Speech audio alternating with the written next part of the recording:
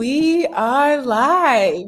Here at the Melanin Initiative, we simplify medical information into language you can understand.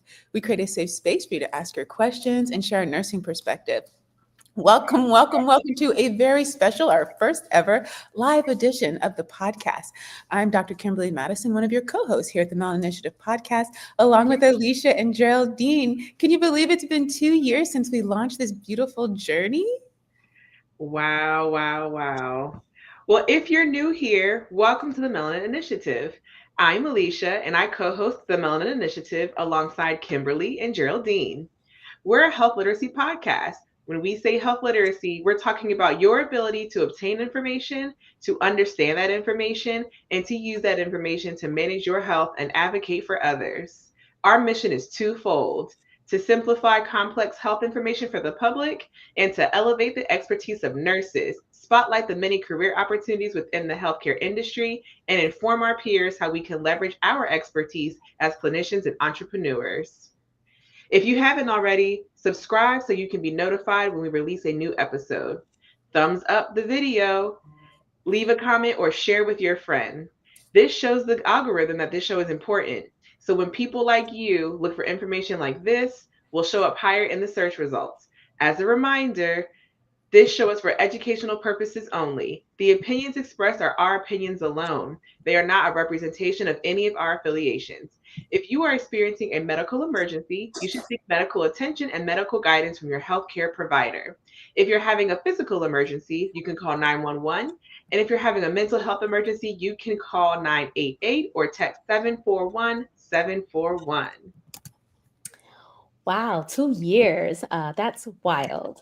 It feels like just yesterday we were figuring out how to plug in our microphones, and now here we are, live, thriving, and growing together.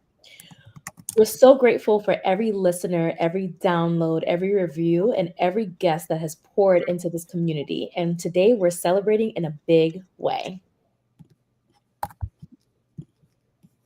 Yes, we are. So stay with us until the end because we'll be announcing our award winners. That's right, a few special folks we want to honor for their commitment to health literacy and community wellness. You don't want to miss that. Let's take it back real quick. For our new listeners, or for anyone who's forgotten, we started this podcast to break down health info into a way that actually makes sense, especially for Black and Brown communities. Episode 1 was all about introducing a new nurse-driven podcast. And phew, we were a little stiff, not gonna lie. But that message still matters today. So we're going to reintroduce ourselves to our new audience and update all of our TMI family with the changes that have taken place in our lives and with the show since we started. I guess I'll start. I think when we first started, I was just diving into aesthetics. So my name is Geraldine. Let's start there. I'm Geraldine Fleurimont. I'm a family nurse practitioner. When we first started, I think my primary focus was primary care, which I still currently do, but I have dived into the aesthetic realm, and I'm doing Botox now. So that has been fun, and I've learned a lot. And I've kind of moved up in that space as well. Now I am a manager at lead / manager, supervisor in with that job. So that's the main new thing for me. Alicia? So much is the same, but some is different. So I'm still a nursing director, so I'm still in leadership with my day job. I would say the one major new thing that has happened is I have dived into the specialty or the area of virtual nursing. So I implemented a virtual nursing program at the hospital that I work at and done a lot of research in that area. And then I've actually been able to have some presentations, poster, podium, and poster and podium presentations at some national conferences. So, exploring that field and gaining my sea legs there. So really exciting work. And everyone always asks me what's next, and I have no clue, but I enjoy, spending my time with the ladies here on the Melanin Initiative. Yeah, so much has come, has happened since we started. So for those of you who are new, I was a travel nurse at the time working in Tulsa, taking care of a Black male in his 60s. And over the course of the night, long story short, he was getting started on dialysis. And I found out that he had stopped taking his blood pressure medication. And I just wondered, what if he had known the relationship between that blood pressure medicine he stopped and dialysis, which he said was one of his greatest fears in life. And I asked him, what is high blood pressure? Twice, actually, and he couldn't answer that question. And then it dawned on me, where do people learn things like this, right? Just like financial literacy, we've come to realize how important it is to our lives. But yeah, we don't learn it at home. We don't learn it at school. And we tell you not to trust what you see on the internet, but we expect you to manage it. And it's a very serious thing, right? And I'm all about financial literacy. But one thing we've learned really quickly is that it doesn't matter how much money you have in the bank. If you don't have your health, it really doesn't matter. And so I decided to throw my hat in the ring, but I've never thrown my hat in the ring without partners.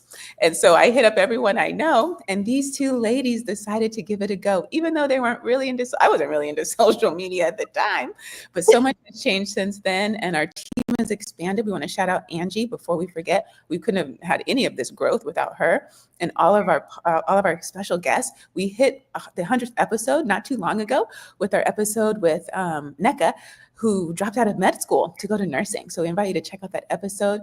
And we just thank everyone. Some of those people will be popping on tonight. Some of them are already in the comments. They've been here every week. So for myself, since that time, I was traveling at the time when the show started. I stopped traveling physically, but in my mind, I'm always thinking about it. And I transitioned into my NP role. And I founded Mahogany Dermatology, Nursing Education and Research. We're committed to expanding access to dermatology education for nurses and nurse practitioners with an emphasis on skin of color, business acumen, and digital fluency. I started my first internship, shout out to Jay Trevino. And we're just gonna keep this show going. I could go on, but that's the main thing. In the description box, we've linked all the ways you can follow us on all of our social media platforms. We've expanded. Yeah, since the beginning, we were only on YouTube. Now you can find us on YouTube, LinkedIn, and Facebook. We release our videos every Sunday at noon Eastern on those channels. And then we drop the audio at 5 a.m. so that all of our night shift friends can be the first to get something and not the last. And our most popular, well, we're going to get into our stats soon. But I think those are kind of the main things. And in the description box, what we've connected you with is all our social media links, the Mahogany Dermatology blog, the Mahogany Dermatology shop, where we have books for those of you trying to get into dermatology and aesthetics. And our partner, Dr. Turner, she's the founder of Caring for Us, and she has a beautiful platform if you're trying to increase your health literacy IQ. And so we don't need to reinvent the wheel. We just need to share what's already out there. So we want to thank her for allowing us to bring that to our audience. Let's jump into our Black history. So we decided to use this anniversary as a chance for us to celebrate Black history nurses style. Yes. And of course, what other special week than Nurses Week? Yay! Happy Nurses Week, ladies. Yes. So we all know the names of the trailblazers who paved the way for us in nursing. And today we honor them while recognizing those who continued their work. So first, we're going to start with Mary Eliza Mahoney, and she is the first African-American licensed nurse in the United States. Mary Eliza Mahoney broke barriers in 1879, so that's a long time ago, and co-founded the National Association of Colored Graduate Nurses, creating opportunities where none existed. Next, we're going to talk about our girl, Harriet Tubman. Now, many of you may not know she actually did some nursing work. So, beyond the Underground Railroad, Harriet Tubman served as a nurse during the Civil War, using traditional remedies and boundless courage to care for soldiers on the front lines. And last but not least, we'll talk about Mary Seacole. She is a Jamaican-born nurse, and Mary Seacole self-funded her way to the Crimean War after being denied by Florence Nightingale. She opened the British Hotel for Wounded Soldiers, embodying the global, people-centered heart of nursing. And while their legacy lives on, today we also celebrate those carrying the torch forward. Yes, we have so many people, nurses, who are Black history in the making. And I do want, before I jump into who we're going to shout out right now, I want to just bring attention to the American Nurses Association. They've been doing a series on Mary Eliza Mahoney, given the climate of our political system right now, one thing really proud of is that nursing as a body never shies away from these topics. In fact, they've just become so bold in making sure that humanity is always part of the conversation because it's part of our practice every day. And I had the opportunity to join a webinar with over 300 nurses on the call to learn about how Mary Eliza Mahoney has made contributions, but also how we can make those contributions right now today. So I just want to thank them for that. And I appreciate their support. And they allow me as a Black nurse to be seen and heard. And that's very important. So let's jump into our pioneers that we can still touch and see right now. We're going to start with Dr. Virginia Allen. At the age of 16, she joined the Black Angels, a group of 300 Black nurses who volunteered at Seaview Tuberculosis Hospital on Staten Island when few others would. Their observations helped refine TB treatments, saving millions of lives. Today, Dr. Allen, originally an LPN now with her Doctor of Humane Letters, continues to share her story, reminding us that courage, solidarity, and service drive medical progress. Now, Dr. Allen had been chilling in her retirement, but then someone wrote a book, and now she's been everywhere. So if you haven't heard about her, we invite you to check her out. She's everywhere now. Yes. Even I have seen Dr. Virginia Allen at a conference I went to, the Black Nurse Collaborative Conference 2 years ago. It was amazing. So check her out. So next, we'll be shining our light on Dr. Danielle McCamey, who's a DNP, or a Doctor of Nursing Practice, is the founder, president, and CEO of DNPs of Color. A DNP herself, she champions greater representation in nursing leadership, mentors emerging professionals, and advocates for patient-centered care that reflects the communities we serve. Her vision is actively reshaping the future of nursing through connection, leadership, and advocacy. If you've watched any episodes on this channel, you've heard of Dr. McCamey many times. Yes. So next we'll dive into talking about different organizations that have also had a great impact. The Society of Psychiatric Mental Health Nurse Practitioners of Color is dedicated to uniting and empowering psychiatric nurse practitioners from historically marginalized backgrounds. Their mission centers on advocacy, education, and leadership in mental health with a focus on culturally responsive care. By collaborating with healthcare organizations, they work to ensure mental health care meets the need of every community that it serves. All right. And next, we're going to talk about the Network of Black Male Nurse Leaders, which was founded in 2023 and is forging a new chapter in nursing history. Based in Durham, North Carolina, the NBMNL, that's a mouthful, provides mentorship, support, and leadership opportunities for Black male nurses. In a profession where representation shapes outcomes, this coalition ensures the Black male voices are not only belong, but lead, advancing innovation and community-centered care in healthcare. Next, we'd like to recognize Southern University in Baton Rouge, Louisiana, for graduating the largest class of Black male nurses. This historic achievement marks a significant step toward increasing representation in healthcare and building a stronger, more culturally attuned workforce. These graduates are poised to impact health disparities and foster trust in communities too often overlooked in medicine. All right. Next, we would like to recognize Dr. Katie Boston Leary, who has a lot of accolades. And she has her PhD, MBA, MHA. She's an RN. She is the director of nursing program. She's the director of nursing programs at the American Nurses Association, where she leads Healthy Nurse, Healthy Nation, and oversees the Nursing Practice and Work Environment Division. An adjunct professor and health equity strategist, Katie has spent 3 decades shaping nursing leadership from improving work environments to strengthening public health infrastructure. Her dedication to advancing resilience, health justice, and empowering nursing leadership has earned her national and global recognition. Next, we'd like to honor Dr. Ernest Grant, the first Black male president of the American Nurses Association. His election to this role marked a groundbreaking moment in nursing leadership. Dr. Grant's career has been defined by his steadfast commitment to health equity, patient advocacy, and ensuring all nurses have a voice at the table. His leadership continues to inspire, reminding us that representation and leadership drives progress in patient care, workforce development, and health policy. I've also had the pleasure of seeing Dr. Grant in person. Oh wow. Mm-hmm. So this next honoree has become a special dear friend of mine, especially in the skin world. This is Missy Moore, soon to be Dr. Missy Moore. She has over 30 years in nursing. She's built a career advocating for education, patient care, and clinical excellence. As a nurse educator at Bridgepoint Healthcare and chair of the board for National Alliance of Wound Care and Ostomy, she's helped shape standards in wound and ostomy care nationwide.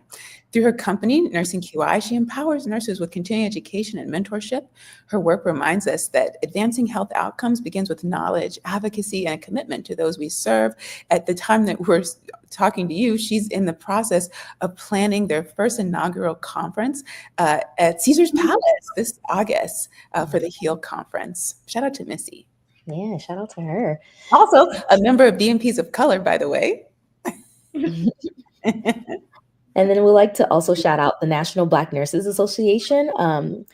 They have been the heartbeat of Black nursing leadership since 1971. With more than 200,000 nurses, students, and healthcare professionals in its network, NBNA advocates for access to quality, culturally responsive healthcare in Black communities. Through scholarship, policy work, mentorship, and health advocacy, this organization ensures that Black nurses have a powerful platform to lead, educate, and uplift future generations in every corner of the healthcare system.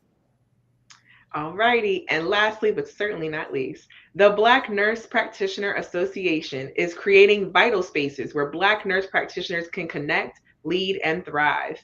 This organization focuses on empowering advanced practice nurses through professional development, mentorship, community service, and legislative advocacy. By fostering leadership and expanding opportunities, they're shaping a future where Black NPs are not only present at the table, but setting the agenda for the health and well-being of our communities. Ladies, happy Nurses Week. You're not just essential, you are extraordinary. So I'm going to ask you, how do you define nursing and what does it mean to you to be a nurse? Before we jump into that, I just want to shout out the National Black Nurse Association. I think we've had on quite a few of their, besides DMPs of Color, National Black Nurses Association has been our very close cousin of ours.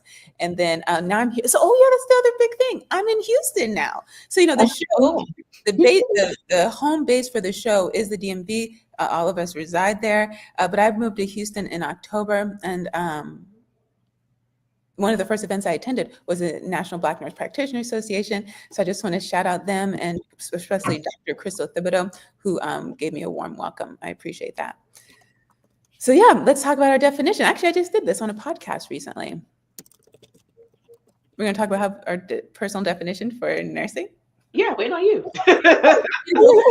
First, now I wish I would have had that one in my pocket. So for me, nurses, we're the largest segment of the healthcare workforce, almost 5 million of us. And we are at every point of the care curriculum that patients will access this system.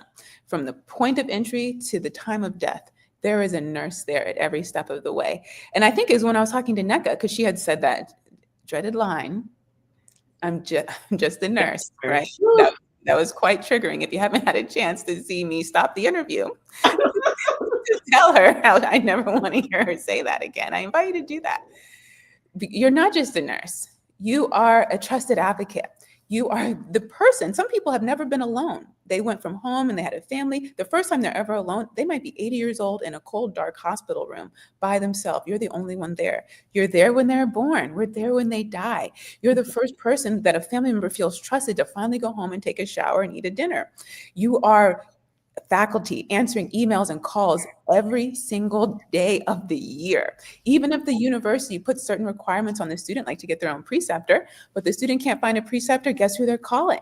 They're calling that professor, and that professor is going to do their best to help them. The professor represents the university, so it still ends up being the university's problem. Nursing is everything. We can do anything. We do more than take care of patients. We answer questions, we teach, we advocate. We're innovators, we're entrepreneurs, we're policymakers, legislators. We are still mothers and daughters and wives. We represent the whole spectrum, and the military. And I'm proud to be a nurse and proud to come from a family of nurses. So what does a nurse do? Anything you ask. Everything. Yeah, go ahead, please. Geraldine, no. How do you? What does it mean to you to be a nurse? So I always struggle with questions like that because I feel like I said, we do a lot, and I'm definitely proud to be a nurse. And there's certain things that I don't think much of, like when people are like, "Thank you so much for what you do." Especially when I'm talking to like my clients in the Botox world or my patients in the when I'm working in the clinic, they're like, "Thank you for being here." And I never see it as like just a job. Like it's something that I do enjoy doing. I enjoy, I know it's like generic to say I enjoy helping people, but truly I do. And I do enjoy teaching. That's like a big part. I feel like even when I'm in like my Botox job and we're chatting with, and they're there for their Botox, but sometimes we dive into medical stuff. And I feel like I'm always just, no matter which job I'm working at or what I'm doing, I feel like there's always room for me to educate on different things, promoting, and I'm all about like I'm all for prevention, because a lot of times people come in and they're like, oh, well, maybe I need to get started on like medication, and I'm always like, hey, maybe we should change some lifestyle habits and things like that. Like that's always my go-to, and my goal as a nurse is to help our community just live healthier lives. Love that. So, I mean, going last, I don't know what else to say. I echo everything that both of you just said. But I think for me also, we often forget about each other as nurses. Mhm. So I definitely say at this point in my life and my career, while I loved taking care of my patients, obviously I don't have patient care responsibilities anymore, but certainly my passion now is to uplift, inspire, pour into, get resources for, all the things for my fellow colleagues and for those who report to me, and really those who let me know that they're a nurse. Once you tell me you're a nurse, you've joined the coalition and we got your back. Right. So we are a group, we are a sisterhood, and even if, there's men who are nurses, we are a group. And we stick together. There's nursing jokes for a reason. There are things that we all go through that Yep. like, we can't explain to anybody else. We could try to explain to our family, our friends, those around us, and they just don't get it because there's nothing like understanding and being a nurse. So um that's it for me. We are one band, one sound. No matter what specialty you are in, we True. all go through the same things. We have the same experiences. And if I had to choose all over again, I would still be a nurse.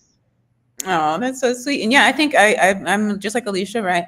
At this phase in my career, I really like to spend my time supporting my peers a little more than on the patient. I still see patients, and people always ask me, "Do you still see?" I do still see patients, but yeah, that is really where my heartbeat is at this point: is to support my peers who want to see all the patients, who want to grow their businesses, and want to start families, right, and go home and live the life they work so hard for. We work really hard, and Mhm. I'm here to support them as they do that. So yeah, let's Beautiful. talk about our statistics. Yeah. Okay, so I'm going to pull up our screen. It's been a while since we've done slides, but they will be making a comeback tonight and in some future episodes. So let's see how this goes. Hey, Oh, there we go. all righty. So yeah, let's talk numbers. In 2 years, we've released over 100 episodes, featured more than, well, it must be at least almost 100 guests. Some of them have been repeat guests. Mm-hmm. I think we're at 70,000 views now, over 70,000 on YouTube, and plays across 5 different countries. That's not just stats, y'all. That's impact. We've covered everything from sickle cell to eczema to sleep apnea and to intergenerational trauma. Yeah, shout out to Kelsey Wilson. She's our in-house trauma therapist. Now, when the show started, Kelsey was one of our first recurring guests. Mhm. And at the time, she was still working her government job and transitioning. And now she's a full-time therapist, seeing clients both in Virginia and DC. And she will be coming back. We've done several episodes with her that we've started a mental health playlist because we've had so many therapists on the show. In fact, Kelsey's joined by a long list of people. And so we'll have the link to that in the description box for you too. If you're not watching us on YouTube, LinkedIn, or Facebook, then we invite you to do so you can see our beautiful slides. We're going to go over our statistics. So since the inception of the show, we've had over 194% growth with engaged listeners from around the world. We've 70 countries last year alone. At this, actually, I looked earlier. We were at 490 subscribers. Wouldn't it be nice if by the end of this live, we made it to 500? If you want to thank us, if you want to give us a gift for Nurses Week, tell all your friends, tell 9 of your friends to come on and subscribe. Over 71,000 views, and now we're up to 117 episodes already. Most people watch us on their cell phone from the United States, but we also have friends out there in Australia and the UK. Hello. Most are female, but not too bad. About 55% female, 44% male, and we have a pretty good reach, I think, when it comes to age. And so, kind of even between 25 and 65. I think that's not too bad, right? Yeah. Mm-hmm. We're going to have more pediatric episodes, so maybe those numbers might shift a little bit more. Let's see, over 2,000 podcast downloads, and we've already gone over the numbers. Most of you guys, you are watching us on an Apple device. I'm still Team Android. That's not changing if I have anything to say about it. Apple. And now we have a nice little map up here. We can see where most of our viewers are coming from: North America, followed by Europe and Asia, and then Oceania, and then South America and Africa. We're going to change those numbers in Africa. That's cool. Our top listeners, we've gone over that. And here in America, we got people coming from DC, Stafford, Virginia, Singapore, Baltimore, and Houston. That's probably. And we started paid ads. So if you want to promote your business, your service, whatever you have, you want us to know about it, reach out to us, and Angie will give you a rundown of all of our options to help get your business more screen time and listening time with our audience. And that's that for our statistics. Thank you. Thank you for the rundown, Kimberly. So it's great to just see the impact that we're having across the world. Yeah, some of our most popular, I think, so actually, you know what? We've had some popular episodes. Actually, yours episode that came out this Sunday on sharing with the world why you finally said yes to weight loss has been quite popular. And sleep apnea is up there. What else? Respiratory infection. That was a big one. Yeah. Mm-hmm. Eczema with Justin Love, our derm PA friend out there in California. Sickle cell one was, that was a popular one too. Yeah.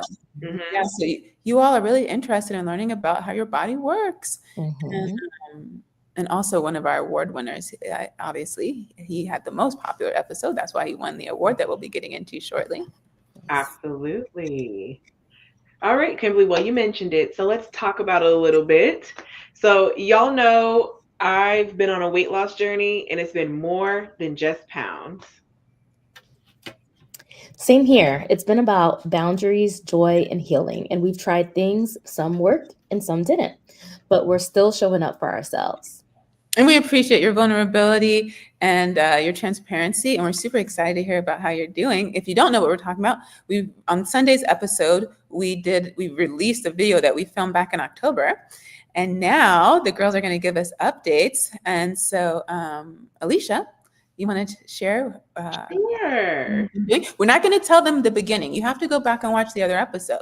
Absolutely. So just pick up where we left off. How have the last 6 months been? Great. I'm going to give a little bit of background just so it makes sense. But I started a weight loss medication in August of 2024. Yes. And it's now May of 2025. So we're almost at the 1-year mark. And when I started my weight loss journey, I weighed 255 pounds. And I'm happy to report, as of last week, I now weigh 205 pounds. So I have lost 50 pounds on the weight loss medicine. So I will say the journey has had its ups and downs. Certainly in the beginning, I was having some symptoms, certainly related to the GI system. And after I started to change my diet, and get more active. And certainly as the weight started to come off, I pretty much have no symptoms now. Still occasionally I do have some GI upset, but it's to be expected, and that is a side effect of the medications. But I will honestly say, as long as I eat the way I'm supposed to eat and move and I drink water, I typically don't have many symptoms. Personally, I am not on the highest dose of the medicine yet. I'm still I'm on the tier below. And I'm not giving you specifics because every weight loss medicine is different. So I could say the number, it wouldn't really mean much if you were on a different medicine. But just know there's a top and I'm on the tier below the top. So I still even have further to go and I'm not even a whole year yet. So I'm really excited about it. I felt the best I have felt probably in my adult years. I feel like I got my confidence back. Still I got her groove back. Alicia got her groove back. Um, yeah. I wish I had before and after pictures to show you, but maybe we could figure out a way to share those a little bit later. But yeah, I'll pass over to Jolene to share her story, and then we'll go from there. All right. So yeah, same for me. So I started last year as well, but I started in September. So what are we at? Like what, 8 months? And it's been going well. I think when I first, similar to Alicia, when I first started, and it's known when you first start, you're going to have side effects. They they warn you ahead of time that you should expect these things, but over time the symptoms improve, which they did. Before starting on the medication, I always suffered from GI issues anyway. So unfortunately, it did kind of exacerbate some of those issues, constipation being one of them. But I know, sorry, TMI, but yes, constipation being one of the side effects of the medication. To Alicia's point, definitely had to really be mindful of my water intake, which I struggle with. So I had to definitely like push myself to drink more water and just incorporate more fiber in my diet to help with those side effects. But regarding my weight loss, I started when I started in September. I think I was about 182 pounds, and I'm down to 160. So I've lost 20 pounds.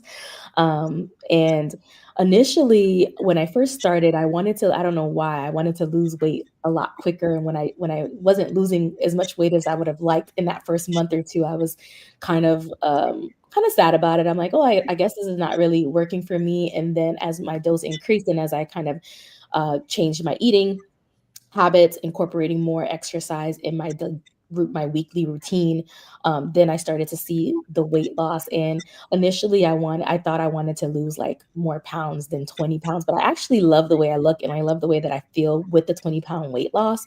My goal is to still lose a little bit more, more so for health reasons. I don't know if I shared can't remember if I shared in the initial video, but I'm pre-diabetic. My hemoglobin A1C at the time, before starting the medication, was 6.4, and I'm also proud to 6.3. I'm also proud to report that it has dropped to 5.9. So I just had my annual physical, and I'm still technically in the pre-diabetes range, but I'm closer to not being in that range than closer to being in the diabetes range. So it definitely helped, and it also helped with just like my impulsive like food cravings prior to the medication. My food cravings were crazy, especially with, us working our long hours. We would always, when I would get off of work, I'm not in the mood to cook or eat the healthiest. If I've had a stressful day, I would like lean towards the not so healthy foods. So being on the medication has definitely changed my eating habits. So I'll still have my little, things that my little fast food every now and then, which not as much as I was doing before. So I'm definitely more into like the greens and healthier eating while being on the medication. So it's definitely I think there's definitely like a mental component to it as well. For sure. Absolutely. Mm-hmm. Well, we thank you for your transparency. And what do you say? You come back in another 6 months, or? Yeah, let's do it. August will be my 1 year anniversary, so maybe we'll see, what my labs look like, and I'll be able to report back on that too. So yeah, really excited. Did you guys talk about your lifestyle changes? Yeah. Yeah. Oh, great, wonderful. And so, where do you want to be in August? I want to be under 200. I don't think I've been under 200 since I was in high school. So like from a weight perspective, I want to be under 200. I'm certainly, and I also want to increase more of my physical activity. I mean, I've lost the 50 pounds mostly from diet change. And I will tell you, I was a skeptic. I was like, diet isn't going to do that. Diet did it. I will Mhm. tell you, I do some act I do most movement two times a week, which is more than I was doing before. But I do want to increase that. But majority of that weight loss came from just diet. So I'm a believer. Diet does make the difference.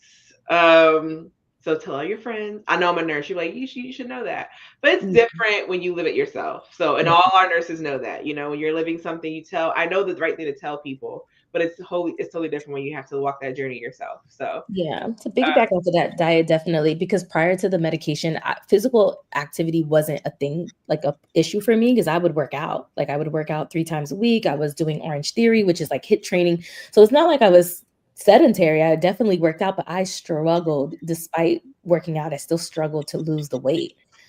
So a big part of it was the diet. Okay, and so anyone who's listening, they watch your first episode. Now they see how far you've come. What's 3 pieces of advice you have for them? Maybe that you would do differently, or that you think they should consider.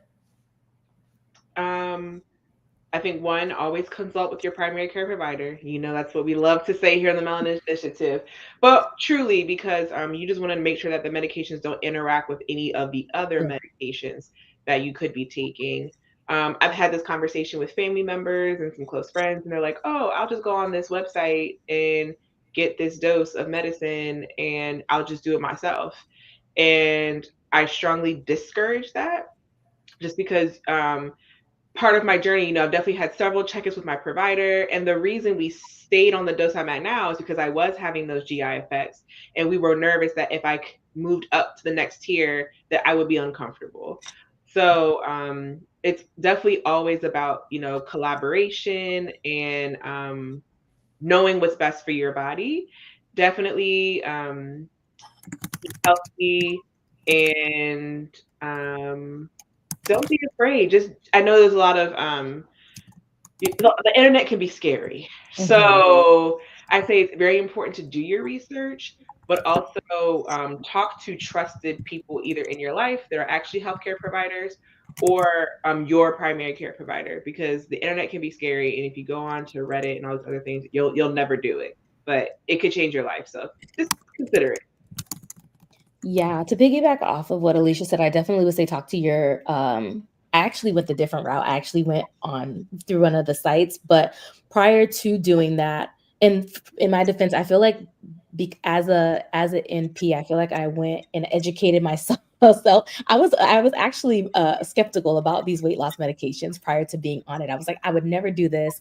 I would never like why I could just go work out. But then when I realized I was struggling to do it and my A1C was going up and up every year. I actually had a colleague of mine who worked in obesity medicine that I met through like my Botox job, but she happened prior to that job. She was working in obesity medicine, and we talked a lot about just weight loss and weight loss meds, and she kind of helped, kind of guide me on like things that I need to watch out for. So like to Alicia's point, definitely having people around. Granted, I think I was lucky because I met her and had her and she was well versed in that area, but definitely talking to your primary care provider and other people in general that may have gone this route and used the medication. So it's always great to like hear firsthand experiences from people because I also had another colleague that was on it and she told me about her experience being on it, so, and things to like look out for while on the medication. Yeah, so it certainly helps to have a good support system. And just one liner on how people can respond to people who may not be as supportive about using medications to reach a goal. Mhm. Um, there is more than one way to reach your goals. So if weight loss medicine is not for you, you know, once again, talk to that primary care provider to figure out what fits you and your lifestyle, and always discourage the naysayers. Geraldine?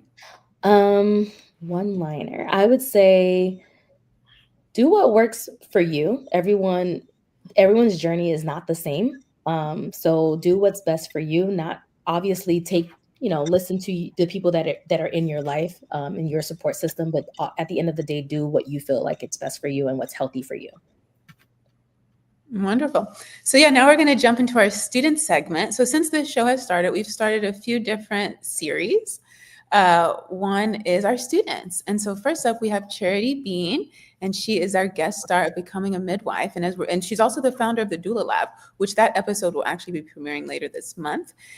You've already seen her twice talking about her journey and catching us up in the middle of it. And so we want to shout her out. She's in the middle of her clinicals and school and being a mom and being an entrepreneur and really making big waves out there in the Midwest. And so we want to bring attention to her and invite you to check out her playlist. Then we have Rachel Dumas, another entrepreneur. She actually just graduated with her master's in informatics. If it wasn't this week, it was last week. And she's already got her eye on the doctorate. And she wants to do doctorate of public health. And she has been she's been on the show once so far, but you're about to see her again this month. She's talked to us about her journey with, I want to say 9 miscarriages and how she turned that trauma into triumph. She started a light after 9 after she finally gave birth to her son. And she is also a trailblazer in many, many ways, not only in entrepreneurship, but in nursing. We have NECA, who I talked about. She's over there at Johns Hopkins School of Nursing. She's part of their pilot program of community nursing. So typically when you're in nursing school, you start in the hospital, what we call the acute care setting. If you're going for the bachelor's or master's entry. But what they're doing in this program, instead of doing all their rotation in the hospital, they're out there in the community. And so she was kind enough to chat with me for an hour and let us know about not only that experience, but how she originally started off in medicine and why she left medicine to pursue nursing and hasn't looked back since. And that's when she mentioned the trigger statement, I'm just a nurse, and also got a chance to offer some clarity on the difference between the DNP and PhD degrees and with that, the relationship with being an NP, because there's a misconception that if you are an NP, you can only get a DNP degree. And so we cleared that up. Shout out to another TMI alum, Dr. Kimberly Souffrant, who is an emergency nurse practitioner with a PhD at Mount Sinai. She oversees many things, including the TRAIN program, which is a collaborative initiative between PhD and DNP trained nurses. And she was kind enough to come on twice to talk about her journey, but also high blood pressure. Our motivation for the show. We have Clarence Sams. He's the guest star of Becoming a Physician. At the time that we're filming this, he just started his rotations. He is quite busy now. He is now, third-year med student. He's out there at Charles R.G. University in California. It's an HBCU. He is the founder of their dermatology interest group. He's been on at least 3 times now, I want to say. And his most recent episode you haven't seen, but he's been kind enough to catch us up. And also he's done live mentoring here on the channel with I think it was Chantel. And so always so generous. His dad has since passed away, but he was a nurse practitioner. And we just want to shout out Clarence and all his cohorts who are out there working really hard. He shared that he actually won't even get to see his family until December, and they haven't seen each other since last year. That's how tough med school is. And so make sure you keep them all in prayer. Then we have Demetrius Kirk, soon to be Dr. Kirk. He's out there he's out there in Honolulu by way of Detroit. What up, though? Also in the thick of it, finishing up the last parts of his DNP project in the long-term care setting. Another entrepreneur, husband, father, and public speaker now. He's really getting around, and you'll see him soon, not only to catch up with his journey, but he was kind enough to talk to me about the state of the doctor of nursing practice education. The report came out last year, and he chopped it up with me at the last minute notice. And so you'll see that in June when we dedicate a lot of the episodes. It's Men's Health Month, and so you'll see a lot of men on the show during that time. Speaking of men, Anthony Young isn't one of our student guest stars. He was kind enough to come on and talk to us twice, once about palliative and hospice care, what the difference is. but also the Black Nurses Association. They had their men's health conference out there in New York. And my uncle, Clarence, shout out to him, was able to attend. But we're shouting out Anthony because he's a student. And when we were filming, I think he had just graduated with his MP degree, and he also had his eye on the doctorate. And so that's where he is. And we just want to also bring attention to them, right? Nurses love going back to school. And that's evident here on the show, certainly. And so let's talk about what we have coming up this year. Yeah, so let me give you guys let me give y'all a quick peek at what's coming up on the Melanin Initiative summer lineup. Trust me, you do not want to miss these conversations. We're sitting down with Dr. Latoya Ford Williams to talk about obesity. Dr. Latanya Ford Williams to talk about obesity, infertility, and reclaiming our health. Then we have Charity Bean from the Doula Lab. She joins us to break down birth, equity, and Black maternal health. We've got Demetrius Kirk unpacking the state of Doctor of Nursing practice education, followed by Michael Whiteside covering mental health and addictive behaviors in our communities. By way of the DMV. Yeah. Another hometowner. Kirby Williams returns for a powerful episode on vicarious trauma, and we'll hear what it's really like becoming a physician with Clarence Sands. We'll be diving into benign prostatic hypertrophy, also known as BPH, urinary tract infections, HPV, and more. Oh yeah, that was a very transmitted infections. That one, it still remains a popular episode. Yes, it does. Thank you all for watching. That was Geraldine's idea. Based on what she sees in clinic. That's on a daily basis. Also coming up, Dr. Takesha Leonard on the overdiagnosis of pediatric ADHD in Black children. Dr. Willa Smiley giving us dispensary 101. Another good one. And Dr. Nakia Sellers walking us through becoming a diabetes MP and managing A1C like a boss. Shout out Memphis. Yes. We've also got Jasmine Cofield, one of the co-founders of the PAC, the Physician Assistants of Color, Dr. Arnold Tariga breaking down the ABCs of professional development, and Aisha Patrick opening up about life with psoriasis. And to top it off, we're kicking off a brand new anatomy and physiology series for kids and parents with Dr. Shannon Trotter, starting with a convo on shaving, razor bumps, and skin health. That's just a taste of what's coming. So be sure to follow, subscribe, and tell a friend to tell a friend. The Melanin Initiative is just getting started. Yeah, and but with Kirby, she actually is going to also, she's a heavy hitter, right? Mm-hmm. She's not only going to talk about vicarious trauma. Are you ladies familiar with that? No. And bipolar, like it's going to be some good ones. But vicarious trauma is kind of adjacent to burnout, right? I really didn't want to do anything about burnout. And so these are things that are adjacent to burnout. And vicarious trauma, actually, we're kind of at risk for that. So she's going to break it down. And then, we have a lot of mental health ones coming up. Actually, it's going to be really good. Awesome. Well, we have one more big announcement. We're launching a brand new landing page, which will have easier access to episodes and our newsletter sign up. So you can find information about this in the description box. Yeah, shout out to Angie for that. Yes, thank you. And why don't we get to our award winners, right? One of them's here in person. And so first we want to bring that, so this gentleman, you've seen him all over the TV. This is the winner of our Social Impact Award for 2024 is Robert Chelsea. He has most watched episodes for 2024 when he came on and shared his journey with being the first one to get a face transplant. And he's here live and in the flesh. Woo! Hi. Robert, welcome. Thank you for joining us. Oh yeah, thank you. Thank you very much. And this is Alicia and Geraldine. Hello. Alicia, Robert. Nice to meet you officially. Right. How have you been? Doing good. Thank you. I really appreciate the thought of the awards. I feel kind of I'm glad that I'm thought of that way.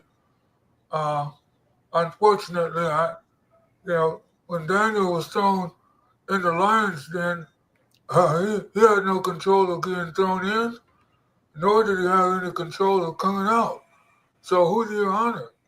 You know, it's God that allowed him to go in, and God is the one that conquered him while he was in, and God is the same one that brought him out.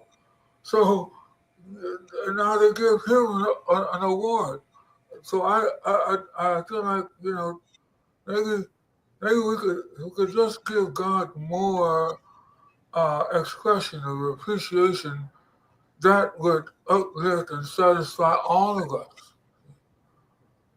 Because like any loving parent, the more you acknowledge and respect our parents, the more they do for you.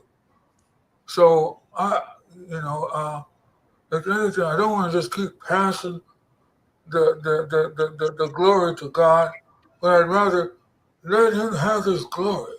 Just let Him have it. Uh, but I'll stand in with at least words of expressions of gratitude for what He has done and demonstrated, so that we could see it, we could hear it.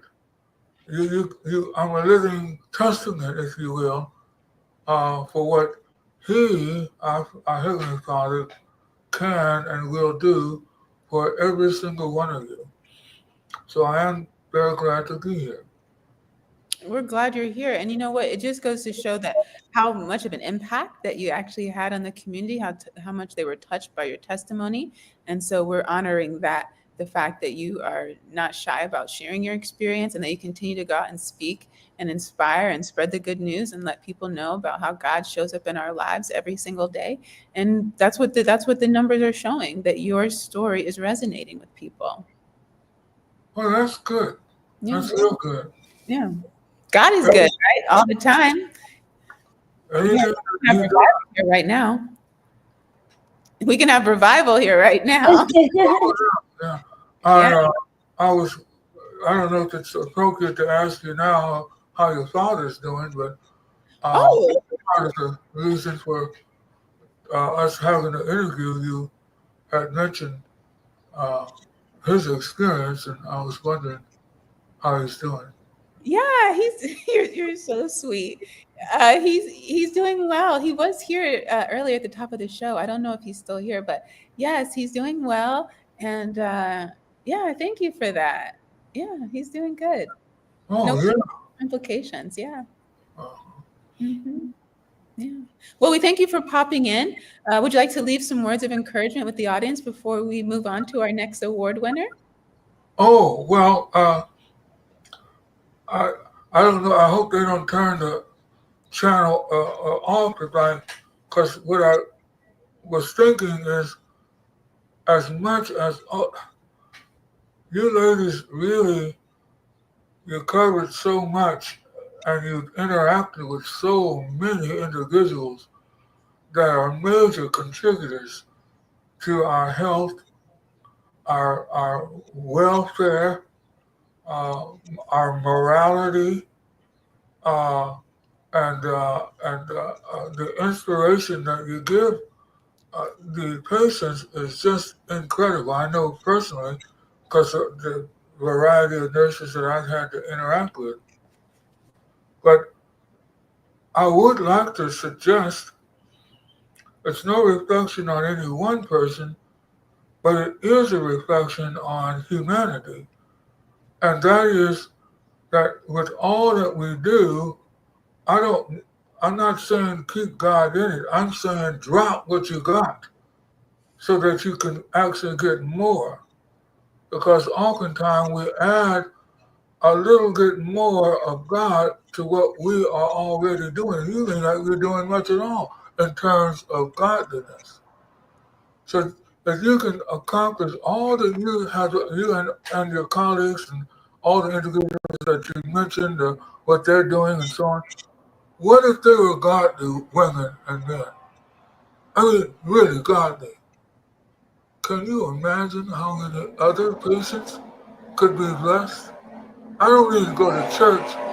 I don't need uh, on Sunday take a half hour, whatever it is. But I'm talking about becoming a holy man and a holy woman. That supersedes any talent, technique, intelligence that you could ever have. As much as we care, you can't care close to what a godly woman would care, or a godly man. I learned that when I came out the coma and my lips were burned off and everything, and all. And I'm asking the Lord, well, what? I know you know that I love sharing about you. You know how grateful I am, especially with what I've gone through with you and what you've shown me. I want to shout it out, but my lips are burned off, part of my tongue. How am I gonna? What am I? And as I'm venting, as I'm complaining, trying to figure out, well, how am I gonna? I'm amputated and all messed, disfigured. God said one word. I heard a verbal word, and it was kindness. Kindness. I realized right then, he's saying, no matter what I think I have going for myself, no matter how grounded I think that I am in him, he's saying to me, I got to step my game up. I can't just be a nice guy. See, nor can we or you ladies be nice ladies or nurses. See, but he actually wants a holy people to walk with him. See, now just think if we could exhale what we have and learn how to inhale a greater measure of our Heavenly Father. So if I have any encouraging words, is no matter what you got going, if you're willing to drink it, I think there's a scripture that says if you're willing to fall on the rock, then you'll be able to live. But if you let the rock fall on you, you'll perish. So let's see if we can fall on the rock. Paul said he let everything go, counted it all as dung. I mean, how wasteful can that be? All of his achievements. So that may not be something everyone's willing to do, but I hope he that has ears to hear, let them hear. He's still looking for a holy people, and I want to be one, and I hope each and every listener has that same desire.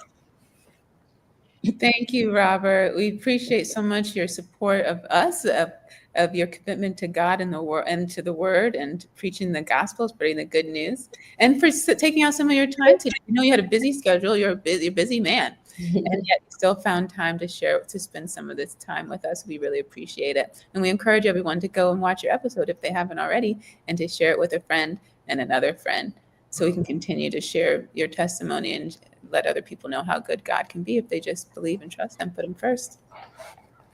Yeah. Thank you. Your program is excellent.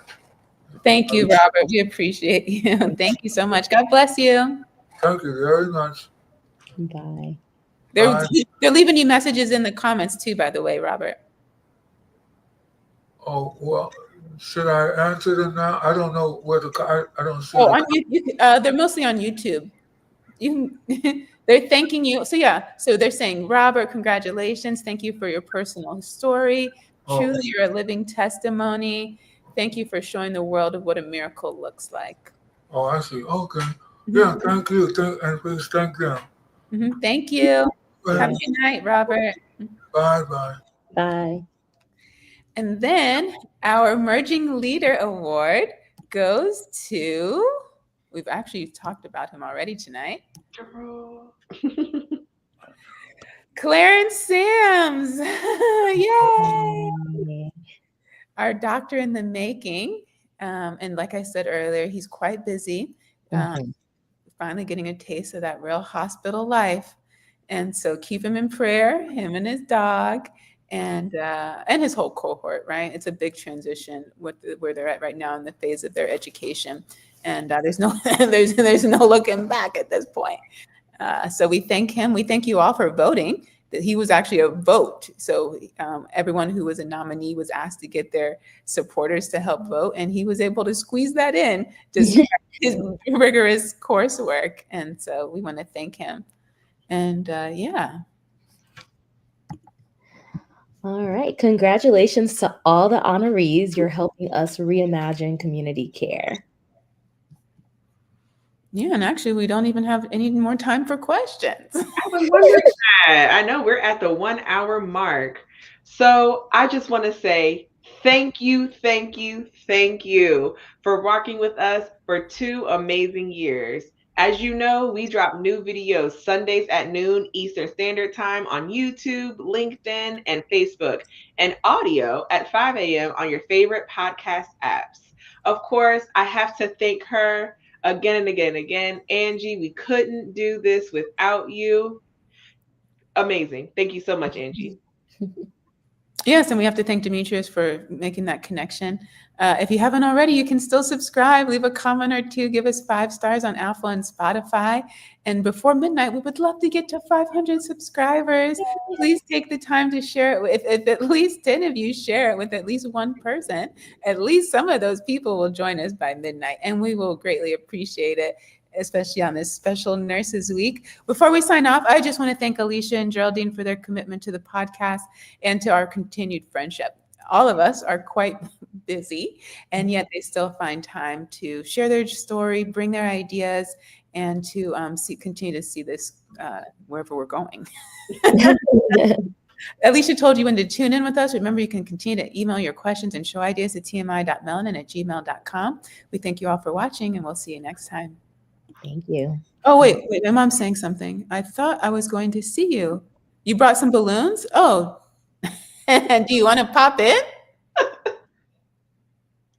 Aww. Let's see. My mom's here. She has balloons for us. Oh. Why get her the link? What did you guys get? And Alicia, you're in charge. What did you do to recognize your nurses for Nurses Week? Well, this Saturday, we are going to go bowling. So I'm actually going to pay for us to go bowling. Now they don't know that I'm paying yet, so that's the surprise. But we are going bowling on Saturday, so that's our outing. And then of course our hospital system gave us a gift this year. So they did. They did. Mm-hmm. What did they do? We got tote bags. What's the brand? Is it It's not like a brand. It's just, it has the organization logo on it, of course. There's this guy, huh? I was gonna say, throughout the week we've had today we had puppies come. I saw your Instagram. I was like, oh, that's so cool. It was actually very nice. Of course, we've had massages, and you would love to hear this, Kimberly. They offered night shift hours. So like in the morning, they're gonna have a masseuse come at 3 a.m. Yes, and then tonight they're having the masseuse stay till 10 p.m. So like this year, we were very intentional about making sure our night shift folks feel included. Oh, I love that. Yeah. Look, we have a surprise. This is actually one of our team. Reverend Leanna Madison. Yeah, she's been on the show multiple times, sharing her journey with breast cancer. We divided her journey into the diagnosis, the treatment, and life after surgery, and then also life after treatment. Mom, do you have a question or something? Madison. Yeah, she's been on the show. Oh, you have to. Oh, this always happens. You have to turn us down. Diagnosis, the treatment, and life after surgery, and then also life after. And also, she came on and talked about faith in medicine, another series that we started. And so, while I get her technical difficulties ironed out, Geraldine, what did you guys do? Nothing. They didn't. To be honest, my organization, I remember, they typically actually celebrate more so during NP week. So they didn't do anything during Nurses Week. Granted, we do have like LPNs, but not really. We only have one, so I'm not sure what they like in DC where I work, but I'm not sure what they did for her. But typically they do it during NP week. Oh, okay. Yeah. Let's see. Usually something small, but still still nice to get something. Mother, it's your turn again. We don't see you though. Did you turn off your camera?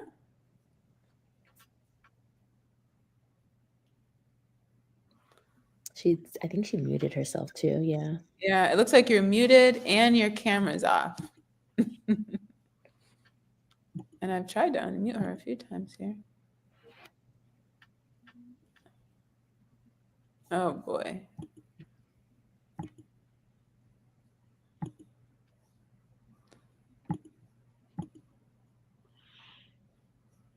We're getting some, oh, she left. We'll give her one more minute, and then if she's not, oh, we're waiting. Okay.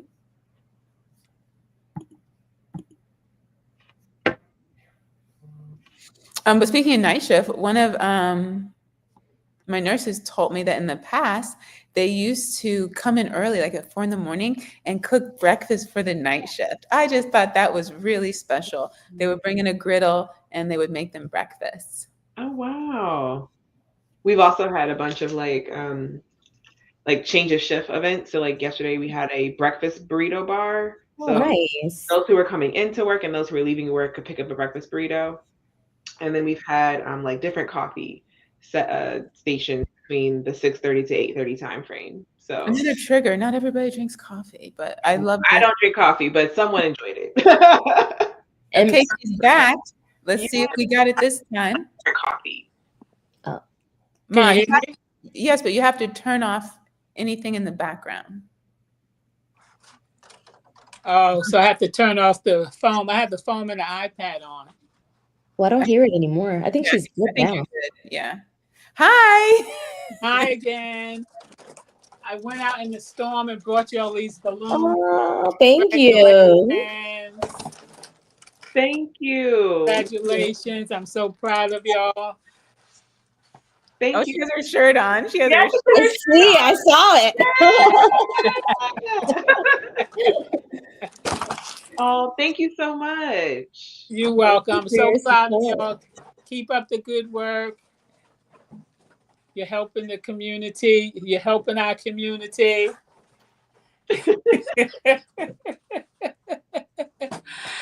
I'm so proud of you. Keep it up. And thank you for using your educational experience to help the community. You could be doing so many other things. And may God continue to bless you and guide you and open up the windows of heaven and just pour you out all the blessings and the health and the strength. I'm glad, ladies, for your journey. Just keep trusting God because this is just the beginning. I feel y'all going to higher heights. Thank you so Thank much. you. I Thank you think so it's much safe for to your say support. you are our number one supporter. So Yes. thank you so much for all the support and love that you give us. You're welcome. You're welcome. All right. Thank you. You're welcome. Bye-bye. Bye. My dad is also, he's been quite the consummate supporter. He also rocks his shirt and he leaves comments. But now that's a wrap. We thank you all for watching. We'll see you next time. Bye-bye. Bye.